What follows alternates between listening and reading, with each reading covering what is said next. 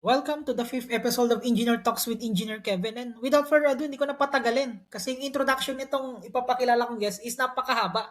So let's start na. No? He gathered multiple awards from his high school and college years. Napakadami, too many to mention, pero i-compress ko lang, included regional and national level competitions. Hindi lang siya national na andoon. Winner din siya, either runner-up or the champion itself. Na-related, of course, sa civil engineering quiz shows and mathematics and statistics competition. Even after his college years, he is still active in winning international math Olympiad competitions, either silver or gold medalist po ha. So lagi siyang nasa podium finish.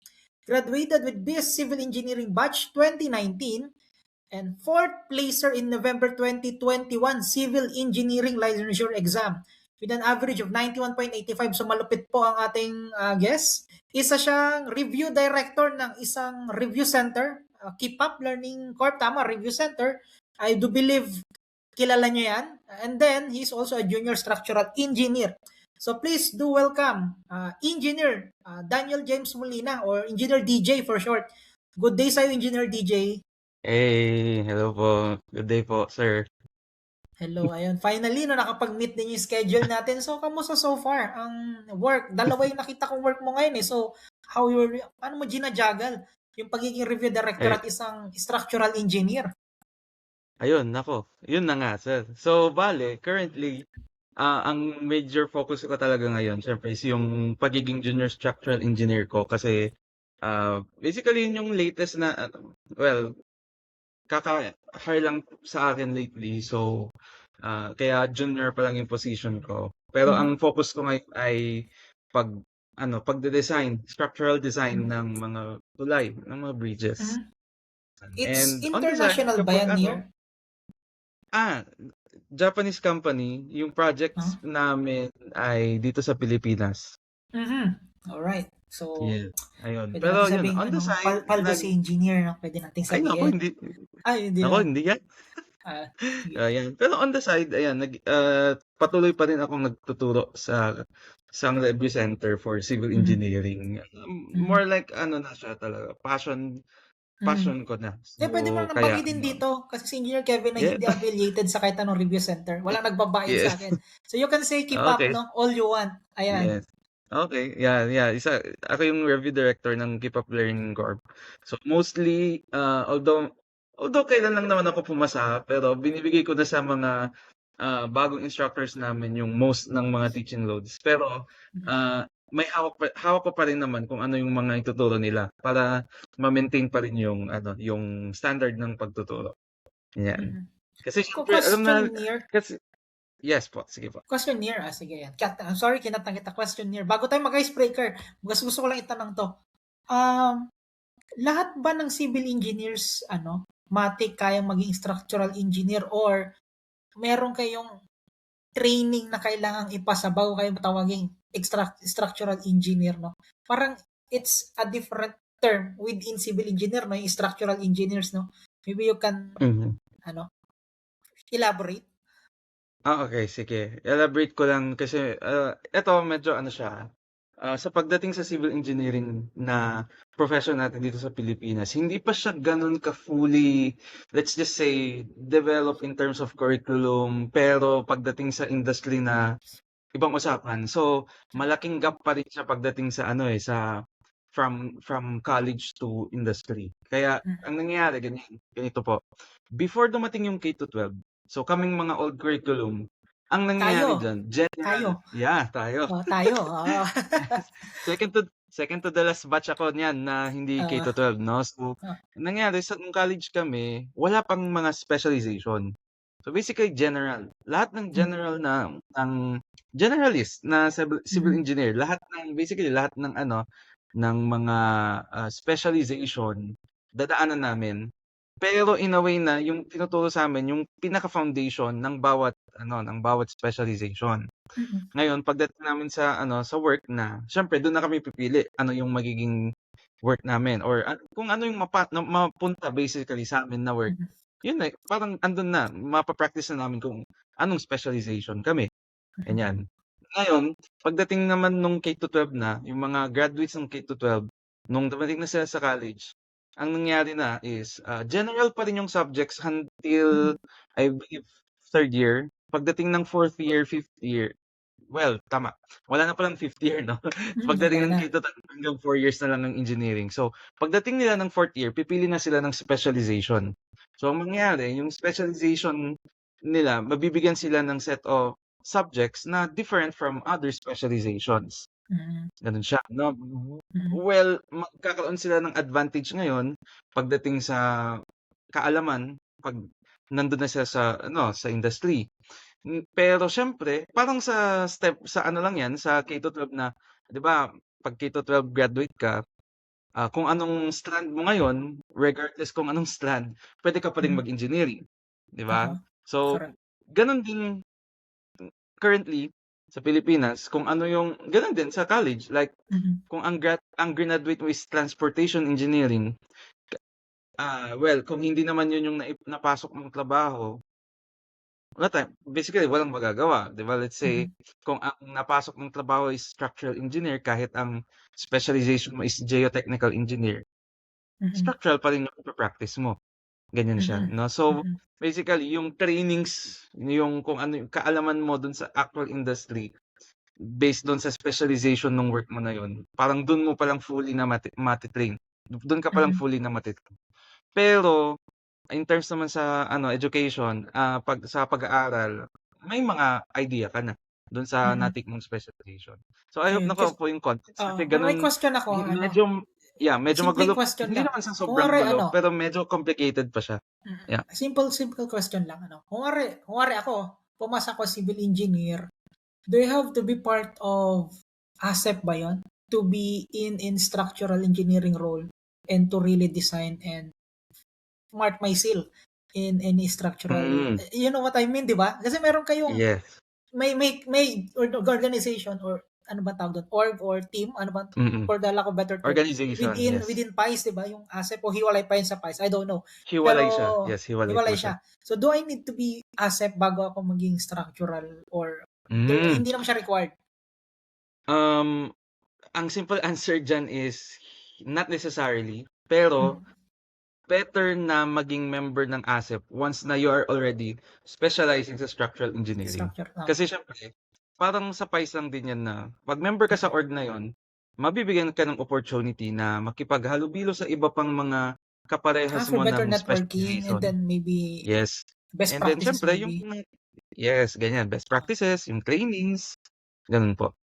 And Okey. siyempre yung ano, higher na credentials, mas Mm. mas mapagkakatiwalaan ka if member ka sa ano, sa ganitong Mm. organization, ganyan. Ayan, sige. Pivot tayo ng konti, engineer. If hindi ka civil engineer ngayon, ano kaya ang iyong role or work or Oh, natapos? wow. Wow. Ayan, maraming beses na rin natanong sa'kin 'yan and Oo. medyo iba yung sagot ko. I have 2 answers. Um, Hmm, one is tatlo nga pala, tatlo, yes. sige. So ang top 1 answer ko is industrial engineer. Ay, okey. Yes, IE. My second, top 2 answer is, mathematics related major, either Mm. actuarial math or yung actuarial Statistician, or mga applied ganyan. math, statistician, BS Math. Third, top 3 is education, major in math pa rin, pero Magturo, education, okey. magtuturo talaga High purely. school 'yan, siyempre may major, eh. Ayan. Yes, high school. Pero siyempre parang ang aim ko din magturo sa college, pero yun po, Mm. teacher talaga yung top 3 kung hindi man ako nagtuloy sa civil engineering. Okay. So, because nagtuloy ka, what inspires you to take civil engineering? Like nung high school ka, 'di ba, grade 4th year, Mm. bakit civil engineering yung pinili mo? Um, Actually hindi talaga ako fully na-inspire na maging civil engineer, eh. Okay. When yeah, when I was in 4th year high school, desidido na akong ano, engineering yung kukunin ko. Hindi ko pa alam kung ano yung kukunin ko talaga, basta engineering sure ako dun. Um, Kasi basically, okey lang man wala akong problema sa math noon. Talagang although hindi ako magaling fully, pero yung yung parang interest ko nandun. Mhm. Tapos, Hindi Maraming ka pa ba factors talaga magaling nun? yung Lagi kang national champion eh. Hindi ka pa ba magaling nun? ayun naman. More Pa-humble of eh. ano Pero lang, sige, tuloy, tuloy. yan, parang paano ba, yung pag-decide ko kasi iba't ibang factors talaga. Iniisip ko yung anong school ba yung papasukan ko, gaano ba kalayo, yung gaano ba kahirap pumunta doon or magstay doon sa lugar na malapit sa school na yon. That's one Mhm. factor. Another factor siyempre kung yung ano, yung current na situation, economic situation, family situation, ganyan. Tapos pangatlo, natatawa din ako sa reason na 'to, pero Oo, sige. naging factor talaga siya sa'kin yung pagsali ko sa mga quiz bee. Oo, Yung parang, nabanggit ko nga kanina. eto ba Oo. yung kinuha kong course at dito ako nag-aral na school, mabibigyan ba ako ng opportunity na sumali sa quiz bees, Mm. ganyan. So Anong school isa ka nga yun pala? sa Sorry, hindi mo nasabi sa akin eh. Anong yeah, school ka nga nag-college? nag-end St. Louis College, La Union, sa La Union. Ah, So, St. yeah, Louis. iba Yung siya ba yung sa St. SLC? Louis University. Yes, ito yung SLC dito sa La Yung Union. malapit na sa beach. Lagi ko nakikita yan eh. Yes, Oh, yes. yun. Yeah, so iba laging well, normal na sa'kin 'yan na parang every time na may contest akong sasalihan, tatanungin sa'kin siyempre anong school ko, St. Louis Mm. College. Sa Baguio, sasabihin nila. Hindi po, hindi talaga Baguio 'to. Oh. Ano, Hindi, La Union 'to. Yung sa Baguio is tayong mga taga-norte alam yes, natin yon na hindi Baguio ang SLC. Alam natin La Union yon. yes, Oo. La Mga taga Union, Manila, yes. yung mga nagtatanong na saan Yung yan Baguio? madalas Oo. talaga taga Manila. Akala nila yung Oo. SLU, yung St. Louis Oo. University, pero gano'n siya. So, yun yung mga naging factors ko 'no, well, ano din po, um, talagang parang nag-filter out na ako ng schools kasi marami akong naipasang entrance exam din. Pero Mm. siyempre yun, may mga mahal yung tuition, meron yung, malayo. 'Pag Mm. dun sa paligid naman niya, mahal mahal yung rent, ganyan. Sobrang grabe yung competition sa Mm. mga students which makes the living condition or studying environment na learning environment na parang hindi okay for me. Yan yung Mm. mga na-consider ko. So, parang ang ending na lang is, yun nag-end up ako sa tatlong choices. It's either sa SLU Baguio, SLC, or sa State U dito din sa La Mm. Union, yung DIMSU. Yung DM. Oo. Um, yeah. Ngayon, Okay. industrial engineering sana, kaso si mother ko industrial engineer na. Electrical engineering sa State U, though si father ko electrical na rin. So sabi ko, sige, para walang magtampo sa inyong dalawa, civil engineering na lang kukunin ko. Ikaw palang nag-adjust para sa parents. Yun pala ang pinaka root cause. Bakit ka na Yeah, hindi, CBE? well, ano naman at the same time, okay sa akin. Hindi Mm. parang, di ba yung mga kwento na parang nag-adjust sa parents pero hindi okay sa kanila. Sa'yo okay naman. Sa akin It's naman, within your yeah, sa akin okay naman. sige. Pero hindi Ah, talaga siya yung top na ano ko, choice ko oo. na program. Sige. Ito, medyo seryoso ang question, no? Were you pressured ba na nung mag-take ka ng boards, dapat nasa top 10 ka or at least passer ka? Were you on that spectrum ba na you are not expected to fail? Ika nga nila. Okay po. Well, ang kuwento po diyan, wala namang problema sa akin yung kung papasa o hindi. Malakas yung loob ko, mataas yung confidence ko nun na, papasa talaga ako. Yun yung ano, yun parang napaka-imposibleng hindi ako papasa sa boards. Mm. Yun na yung ano ko, yun yung parang nasa isip ko na nun kasi nung nag-take ako ng mga evaluation exams, yung mga pre-board exams ng review center namin, Review center niya. imposibleng hindi ako papasa. Yun Mm. na yung ano dun, Mm. yun din yung assessment sa'kin ng mga mentor ko, ng mga instructors ko. So, ang naging pressure na lang sa'kin is, um, yun, magta-top ba ako or hindi. Mm. And hindi ko naman puwedeng tanggihan na or itanggi na May laban, na may laban ka. oo. Oo. Yes, yung nafi-feel ko, yes, may laban. Kaya kong may chance doon sa top 10 and that Mm. made me feel na yung pressure nandun talaga. So, ang nangyari na, siyempre ang naging coping mechanism ko na diyan, ang iniisip ko na lang lagi, hindi ko na iisipin kung ano yung score nila nung mga ibang nagte-take ng pre-board na 'to. Kasi sa review center meron at merong top 10 na pino-post 'yan every pre-board, Mm. mock boards, Mm. 'di ba? Mm. Pino-post yung mga top 10 sa eval exams. Hindi ko na iniisip kung anong rank ko dun, hindi ko na tinitignan kung Mm. sino yung top. Well, in a way, tinitingnan ko lang kung meron bang pangalan na consistent na nandun. Parang yun Mm. lang. So, 'pag nakikita ko, "Oh, sige, magta-top na rin siya." Ganyan iniisip ko nun. Pero on my end, hindi ko na yun inisip. Ang tinitignan ko na lang is, kaya ko bang i-perfect yung mga exam na binibigay sa'kin. Yun na lang yung goal Mm. ko nun, eh. Parang in a way, hindi ko na iniisip kung mas mataas Mm. ba ako sa kanila. Iniisip Oo. ko na lang, maipe-perfect ko ba, hindi. Kasi Mm. in that way, kahit hindi ko ma-perfect yun, alam kong mataas yung makukuha kong score. Ayan. Yan po. So, great answer naman. Good, no? So, yun, Hmm, finally nga, di ba, nag-top ka. So, how's the feeling nung nalaman mong nag-top ka, no? Maybe konting kwento, baka nalaman mo pa sa ibang tao or ikaw nakaalam. ah, So, how's the actual yeah. feeling during those slice of time? Yes. Yung ano, yung time na yon kasi pandemic siya, eh. Well, patapos na yung pandemic, pero yun yung Mm. first board exam during the pandemic na Mm. natuloy. So basically, that was 2 years na hindi ako nag-board exam talaga. Nag-review lang ako noon. Yun yung kwento po niyan, eh. So, kumbaga, ang nangyari na diyan, pagkatapos ng board exam, pagka-uwi ko ng La Union, kasi nag-board exam ako sa Baguio, eh. Pagka-uwi ko ng La Union, hindi ko na talaga, parang ang mindset ko nun, hindi ko papansinin yung PR sa website. Hindi ako makikibalita. Ganyan. Mm. So, bale, ang una ko na lang ginawa is nag-rest. Take time dito sa bahay kung ano yung mga, parang iniisip ko, pag nag-work na ako, may mga hindi na ako ma-enjoy na ginagawa. So, yun yung mga ginawa ko. Then, after 5 days, hindi pa rin lumalabas yung result. Mm. 1 week Start sa na inyo, eh. akong 11 days actually pala, eh, Oo, 11 ah. calendar Ay, kasi days. So kasama pa yung ano, pandemic na mm, factor na, no? Oo. yes, kaya 11 calendar days 'yon na naghintay ako. So, kalagitnaan nung 11 days na 'yon, sabi ko, "Ang tagal." Kaya ang nangyari, gumagawa na talaga ako ng mga curriculum vitae. Nagse-send Mm. ako ng CV sa CV, mga ano, yes. mga companies kahit alam Mm. kong hindi ako kukunin kasi hindi pa ako license. Pero nagse-send na talaga ako niyan. Then one time 10:00 talaga yun ng gabi ata or 9 PM, sure ako nun. Habang may ginagawa ako, biglang may tumawag.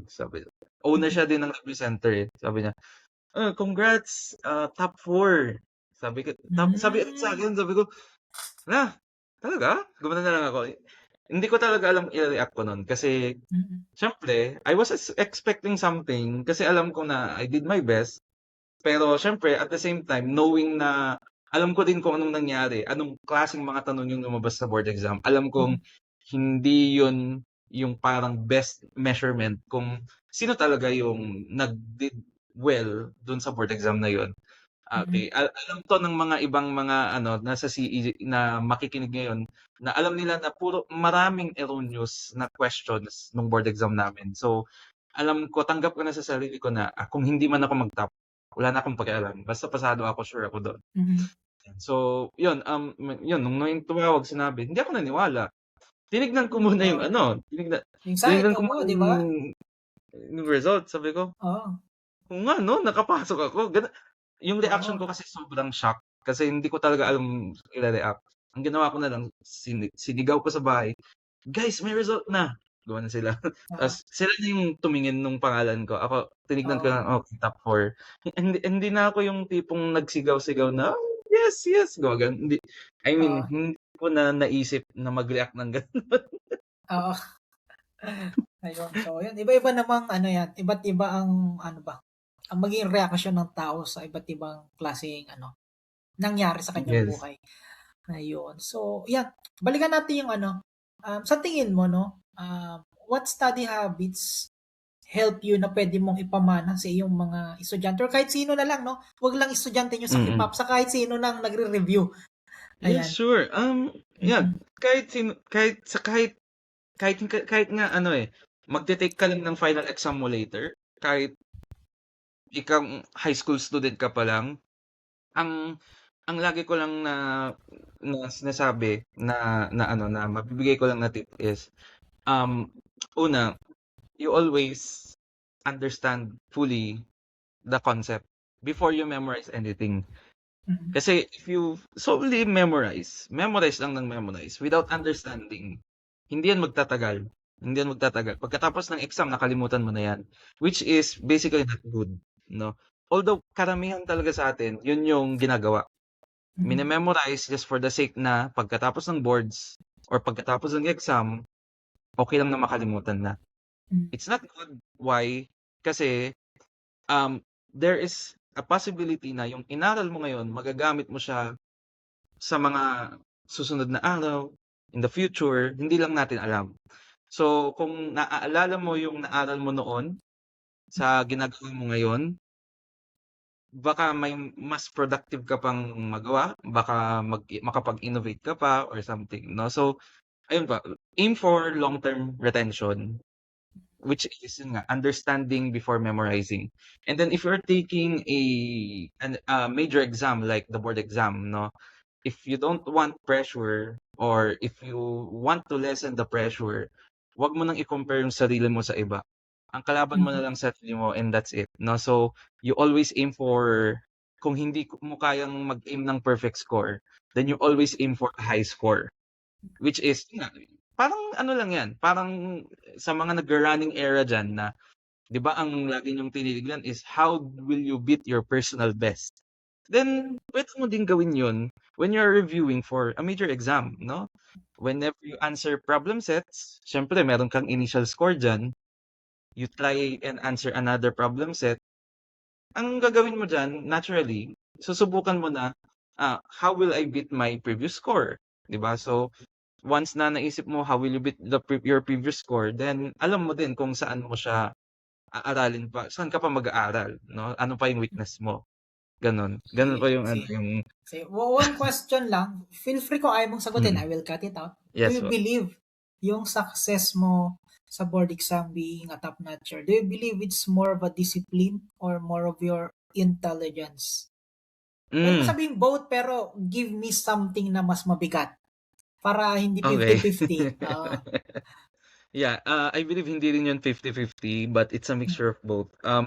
Yung sige, ang weird lang kasing ayoko lang na ano, na nagbubuhat po ako ng bangko pero, Di feel I free. believe Tulungan pa kitang yes po. buhatin yung bangko mo kasi ang ganda ng ano, Ayoko credentials mo. Tutulungan pa kitang ayoko buhatin na. yung bangko mo. Hindi. Ayan, sige. Okey. But anyway, yun nga po, well, I believe in sa sarili ko na, masasabi ko na kaya kong makapag-intindi ng isang concept in a way Mm. na maaalala ko siya sooner or later. So, yun yung nakita kong advantage ko nung nag-take din ako ng boards kasi parang kahit tinuro na 'to 3 months ago, naaalala ko pa rin siya, which is siyempre talagang malaking edge na yun, eh. So, Mm. kahit alam kong ano, simpleng algebra yan nakakalimutan na ng iba, alam ko pa rin gawin yung technique na yun. Mm. And, that's one. Tas siyempre para hindi ko makalimutan, discipline talaga sa pagre-review 'no. Kahit alam Mm. kong natutunan ko na siya dati, pero kung alam kong hindi ko siya fully maaalala or hindi ko siya parang ang aim ko kasi dati 'pag sumasagot ako ng question sa boards parang pagkatingin ko nung tanong, alam ko na kung anong set of formulas yung isusulat Yung ko, gagamitin, ganyan, eh. So, yung parang jury, 'pag may yan. nakalimutan akong formula dun or concept dun, yun yung parang by repetition kong aaralin, ganyan, sir. Mhm. Pero 'pag na-gets ko na fully, 'pag alam ko na kung saan galing yung formula na 'to, ganyan, hindi ko talaga siya makakalimutan, 'no. Pero Hmm, yung ano, yung concept, not oo. necessarily word by word talaga, pero Oo, yung I concept, understand, oo. how things work, 'yan. How things work, Ayan, yun yung ano, eh, yun yung best na yung sa tingin ko na ano, yung parang mixture nun. So, most oo. likely 60-40, 60% yung innate, natural Intelligence, na yep, and then 40% given, discipline. discipline, Kasi alright. ano, eh, kasi parang maraming beses din akong napagsasabihan na, "Yes, you are an achiever, but if you don't have the disciplined people will get on the way na ano, na uungusan ka, uungusan." Parang kahit na natatawa ako dun na naririnig ko, natatakot ako. Kasi parang, Mhm. oo nga, parang siyempre nababasa ko lagi yan sa ano, sa social media na parang nakakapasa kami in one take, kahit hindi kami achiever, Kahit one ganyan. week lang, Dinadaing mga namin gano'n 'no, 1 month lang, mga yes, gano'n 'no? Oo. exactly sir, exactly. Kaya ako siyempre, although hindi ako affected, pero parang ano yun, hindi ako fully affected, pero meron at meron part dun na sabi ko nga 'no, so let me prove them din na kahit na ginaganon yung ibang mga achiever 'no, kaya pa rin makisabay kahit na may mga parts na diskartehan na sinasagot. Alam niyo po yun, yung 'di ba may mga ganong problem sa boards, yung like kami minsan kaming mga nakakaalala ng mga formula based namin sinusulat, Mhm. sino-solve. Yung Understandable, oo. iba may mga nakakasagot pa rin ng tanong na dinidiskartehan like yung nire-reverse engineering, 'di ba, Makes sense, bina-backsub. oo. Sabi ko, Mm. "Ay, ako nga rin, aralin ko nga yung Oo, backsub," sabi ko. oo. Kahit na alam ko napaka-violation niya sa scientific Sa principles. constitution mo, per se Yes, 'no? pero it's the skill of taking an exam. So, Mm. if you want to ace the exam, kahit na sa tingin mo violation yun against yun sa konsensya mong nakakaintindi ng scientific principles, then, di ba, take advantage, ganun. Yun po yung Correct. parang naging mindset ko nung nag-boards ako. Board exam ka, ayun. Sa tatlong subject na yun, ano yung parang pinakakumunotang noo mo? 'Di ba tatlo yung sa inyo, PSAT, Yes. MST. Nakalimutan ko isa, hindi ko memorize eh. Yeah, Sa PSAT, something yung tatlo. Ano yung masakit sa ulo yeah. mo? So, explain na lang natin, sir, kasi medyo complicated na rin talaga yung yung coverage ng board exam. Okay. Iba-iba pa nila yung iniba-iba nila yung sequence. Sa amin, math, survey, transpo, construction. Ganun yung first part. Second part is hydraulics, geotechnical engineering. HP. Third part is yung PSAD, yung Principles of Structural Analysis and Design. Ngayon, nagbago na, inuna na yung PSAD, yun ang part 1, day 1. Tapos ginawang day 2 yung dalawa, MSDE tsaka hydraulics. Ngayon, it's kahit sino nung tanungin mo, ang talagang pinakamahirap dyan yung MSDE. Mahirap in a way na um, bago lahat ng tanong, Mhm. 1/3 doon ay terms. Mm. Yan, terms, concepts, like 1/3 ng literally, 75 yan, 'di ba? 75 items. yes, yes. So, 20 to 25 items. So, talagang ang laking factor nun. Like, ang mga terms kasi na questions, pag hindi mo alam, Hindi mo or talaga hindi alam. mo makuha yung context clues, hindi mo Oo, talaga masasagot. oo. 'Di ba? Unlike pag solving, puwedeng mong magawa ng paraan kahit may erroneous diyan. So, Mm. 'yun yung isang problem dun sa MSTE namin. Tas dinagdag mo pa na yung the rest of the 2/3 na may solving, may mga erroneous pa dun. So, dun ako nainis kasi sabi ko, "Ano ba 'yan, magso-solve na nga lang, may mali pa." Mm. As in kahit anong technique yung naalala kong gawin, hindi Wala talaga sa siya choices. mapalabas. Kasi Oo. wala talaga sa choices, meron yung mali yung term na ginamit na kung saan 'pag pinagbaliktad mo siya, yun andun pa rin sa choices, eh. So, Oo. hindi mo talaga makuha kung ano yung gusto nung examiner. So, yun talaga din yung lowest ko, eh. Yun yung lowest ko nung board exam namin, like Oo. 86 yung rating ko doon. Mm. Yung dalawa, hydraulics and structural, 95 yung dalawa. Mm. So, talagang yung MSTE lang yung nagpahila. Kasi, Mm. nagkakausap-usap kami lahat ng top 10 na kasama ko nung board exam namin. Yung hydraulics, geotech, and PSAD, lahat yun madadali. Mm. Agree kaming lahat doon madali. Feeling nga naming lahat perfect dapat namin yun, eh. Pero Mm. feeling ko, dahil mababa yung score namin sa part 1, hinila na lang. Parang ganun yung nag-curve na lang Okay. si examine. Yun yung Maybe 'no, paniniwala oo. na. Oo. Sige, ayun. Sige, before I formally close na lang itong session, napatagal na pero last Okay lang. lang. One message for aspiring civil engineers. Mm. So sige, yung simplihan ko na lang 'no, Mhm. kung talagang pangarap niyong maging civil engineer, ah, always do your best. Um, yeah, 'wag niyong i-pressure yung sarili niyo kasi, ah, everything will be worth it as long as you trust the process, you enjoy the journey.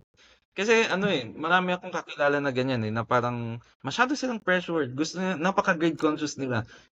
Grumaduate sila realizing na, ay, along the way ang dami ko palang na-experience na na parang mas marami pa sana akong natutunan kung in-enjoy ko siya. Take it not that slow, pero take it lang na ano, na parang grasp mo lang lahat Try kung to ano enjoy the process because you'll yeah, never be enjoy the college again, process, no? enjoy the journey lang talaga. Oo. Kasi everything will be worth it. Kahit anong Mm, hirap yung gawin mo, magiging worth it 'yan, 'no? mm, Siguro may made-delay lang ng onti, may mm. mga setback May lang, pero mm. kung ano, porsigido ka talaga, 'yan magiging civil engineer ka. Ayan. So, Engineer DJ, last question. Is civil engineer worth it for you on your personal experience? Is it worth it ba? Ang hirap ng tanong na 'yun, 'di joke lang. Yeah, well, looking back naman 'no, Mm, looking back sa mga napagdaanan ko and, mm, sa kung nasaan ako ngayon, I mm, believe naman na naging worth it yung ano, yung journey na 'to. mm, Kasi it uh, passing the board exam opened a lot of opportunities.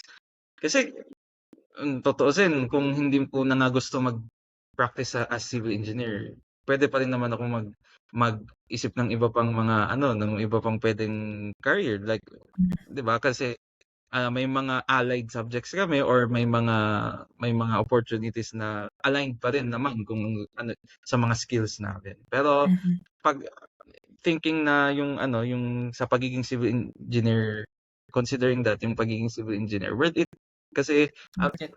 araw-araw may bago kang natututunan, 'no? Mm, Akala mo hanggang school na lang, akala mo hanggang kung magte-take ka ng masters yun na lang, Pero mm. hindi, kahit sa work, Malayo pa as yun, long as oo. as long as you feel na parang everyday meron kang maga-grasp na bagong concept, Mhm. palagi ko magiging worth it siya. Alright. Thanks for your answers, Engineer DJ. Thank you for your time and thank you for being here sa aking podcast. No, thank you. Once again, this is Yes, Engineer Kevin with Engineer Talks with Engineer Kevin with Engineer DJ or Daniel James Molina. Thank you for watching. Thank you. thank you.